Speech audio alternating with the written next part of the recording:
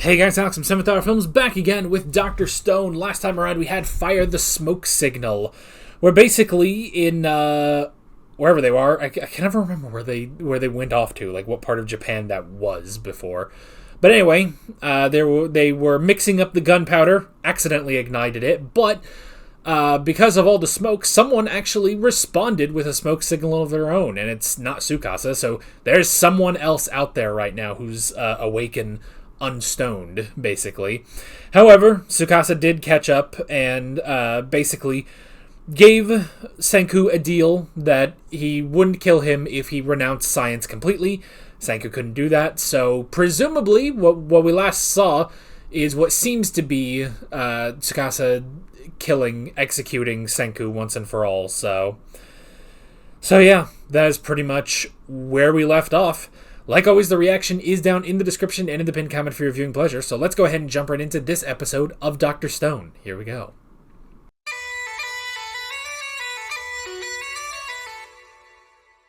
Alrighty, episode 5. Oh boy. It's interesting waiting 5 episodes. I mean, I don't know how many chapters it was in the manga.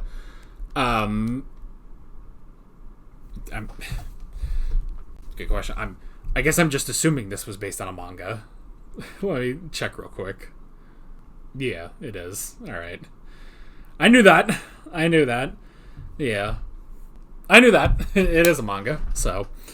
So yeah, I don't know how long it took in the manga for them to show that, but that is an interesting thing, because yeah, the first episode follows Taiju.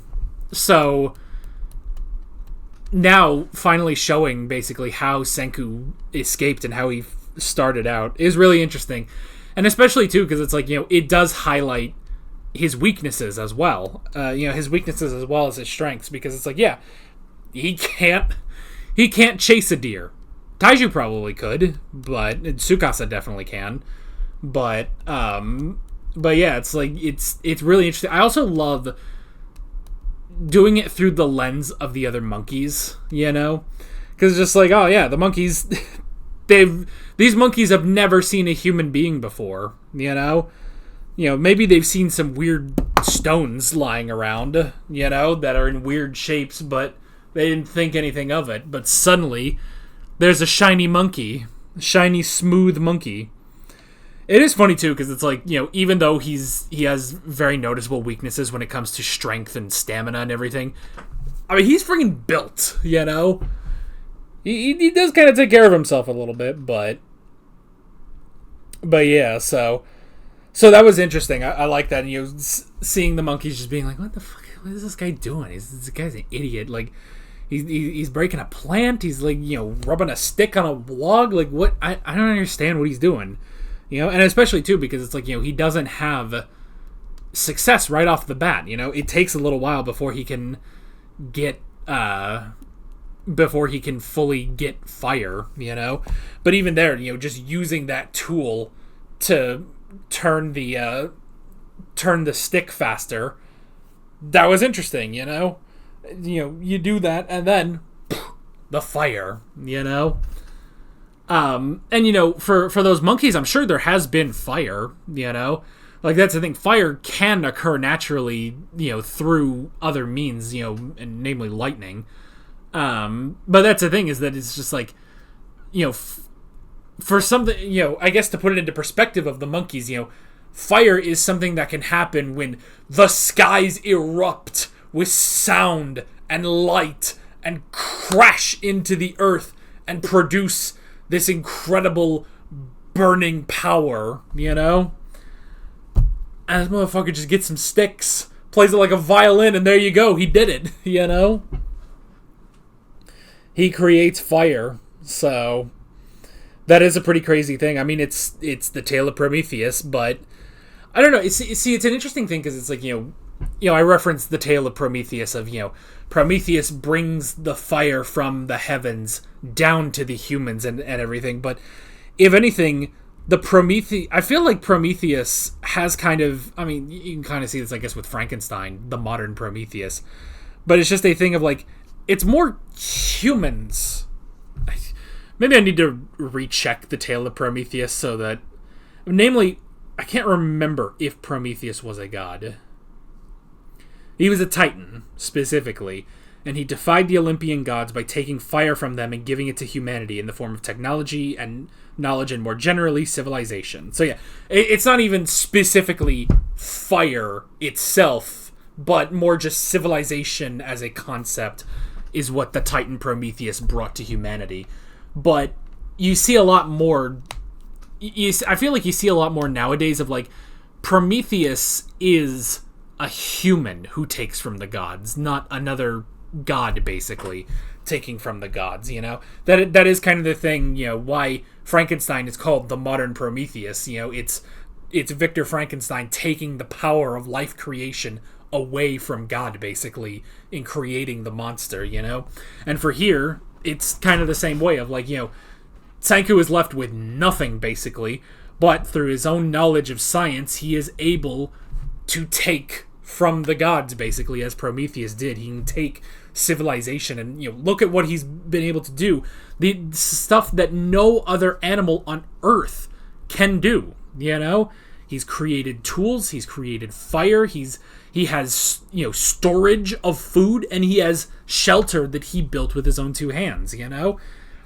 No other animals do that, really, you know? At least not to the extent that humans do, you know? And, you know, it's the difference of, you know, because he says, you know, there are animals that can make tools, or do utilize tools. He said crows, otters, and orangutans. But, even still, it's like, what separates us from them, even, is science. It's the rest of the application of it, you know? So that's the thing. That's the thing. That's such an interesting thing, and, you know, and obviously, you know, such a great moment when all the monkeys are freaking out, like, oh my god, the shiny monkey, what the hell is going on? It's just like, the shiny monkey, he's not shiny anymore, you know, he's not smooth anymore. And it's just like, oh, this is the power of science. He made clothing, you know, something that can assist and protect him, you know, protect his conditions and everything. He made shoes, you know, that's fucking crazy, but it's science, man. It's humanity's greatest achievement is science itself, you know? Above all else. So... And it's that science that is... I mean, it's something that has appeared... It has been the backbone of human civilization, literal civilization, for pretty much as long as we've existed, you know, since we left the days of the apes and became... not just Homo sapiens, but became humans, you know? It's fucking crazy, you know, just how far back. I mean, and it just keeps going. It just keeps going and going with the different, you know, the different things that we have achieved over, you know, the last 100,000 years, maybe, or so. Maybe more, so... And now the fact that he has to repeat all of that, you know? The fact that he has to now repeat all of that is so crazy, you know? But I mean, this is definitely why, you know, I mean, this is why there's an entire genre on YouTube of, you know, primitive building videos where it's like, you know, you just get a dude who just, like, goes out into the woods and, like, and, you know, a lot of them are crap. A lot of them are fake, you know? But there are a couple, especially primitive technology, where it's literally, it's just that guy. He does have some tools, you know. He has tools, and obviously he has clothes. He's not like Senku, where it's like, you know, just literally just walked into the world butt-ass naked and was like, good luck, you know. But, you know, creating things from nothing, you know, in that sort of old way, you know. Instead of, you know, you bring in construction people, you know.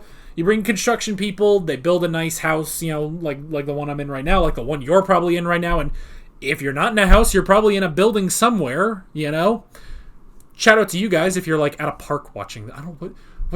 why would anyone be at a park watching me? Watch the park. It's probably lovely, you know? But if you are, thanks for watching, so... But yeah.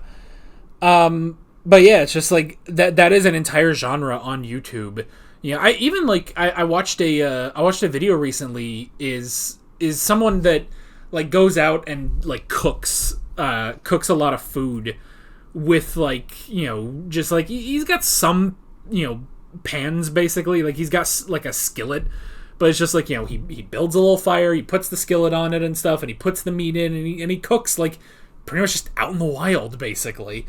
And that is an appealing thing. And again, it's like we've talked about these past few episodes, it's just like just getting all these like history lessons through the lens of repeating what human civilization has had to do over the course of its entire existence, in this very specific place, with the world having to restart basically, is such a fascinating, lens to view it through. So yeah, I'd still really like the show. And I will admit, I'm glad we got a little bit more of that, because I'm going to be honest, I'm kind of ready for this Tsukasa plotline to resolve, because, I mean, I don't know, we've had this, going on, 4 episodes now that we've had this, and it's just like, all right, I want to, like, wrap it up and move on to the next thing. I want to make some more progress on saving people. I mean, there's someone out there. There is someone out there that responded to the smoke signal, and it's like, we got to go find them at some point,